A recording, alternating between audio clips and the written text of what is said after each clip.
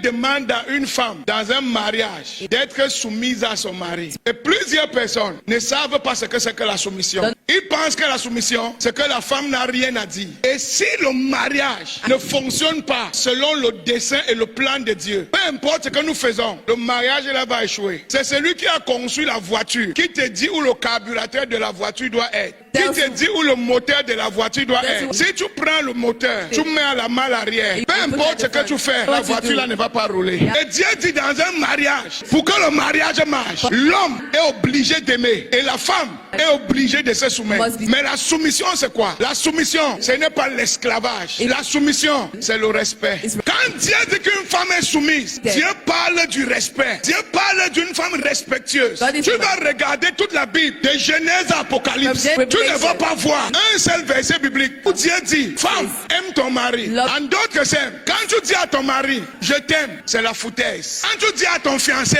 en tant qu'une femme, que je t'aime, c'est les conneries. Ça ne veut rien dire. Je t'aime ne veut rien dire. C'est que l'homme, un homme, considère comme l'amour venant d'une femme, c'est le respect. Écoute-moi, enfant de Dieu, la femme qui parle bien, qui s'habille bien, qui s'arrange bien et qui ne respecte pas, n'est pas belle. Si tu ne me crois pas, va demander à ton propre mari. Pourquoi, malgré toute ta beauté, il n'aime pas coucher avec toi? C'est pas que tu n'es pas belle. Tu es très belle, mais parce que tu ne le respectes pas, tu n'es plus belle. La vraie beauté d'une femme est dans sa féminité. Quand une femme devient masculin, sa beauté part aux yeux de son mari. Une femme est attirante, est glorieuse, est aimable quand elle est douce et quand elle est soumise. Et quand nous parlons du respect, le respect c'est quoi? Ce n'est pas se mettre à genoux, ce n'est pas servir l'eau avec deux mains, ce n'est pas attacher sa tête avec le foulard, ce n'est pas porter les jupes jusqu'à ce que tu n'arrives plus à marcher, ce n'est pas laisser ton visage comme une grand-mère. Non, les grands-mères ne se marient pas. Si tu ne t'entretiens pas, tu ne mérites pas être marié. Quand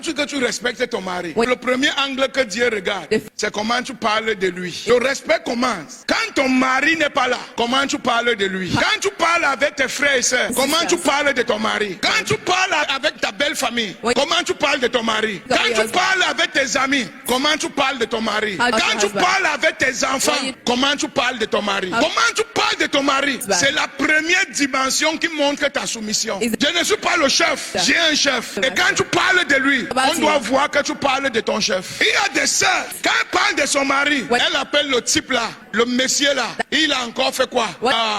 Dans ta tête, tu es plus que ton mari. Dans ta tête, tu n'es pas soumise à lui. You are not submitted to him.